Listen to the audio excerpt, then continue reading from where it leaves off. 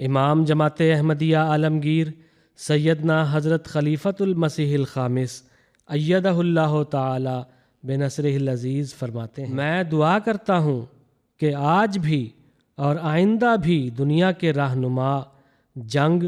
خون ریزی اور تباہی کے عذاب سے بنی نوع انسان کو محفوظ رکھنے کے لیے بھرپور کردار ادا کریں، اور میں دل کی گہرائی سے دعا گو ہوں کہ بڑی طاقتوں کے سربراہ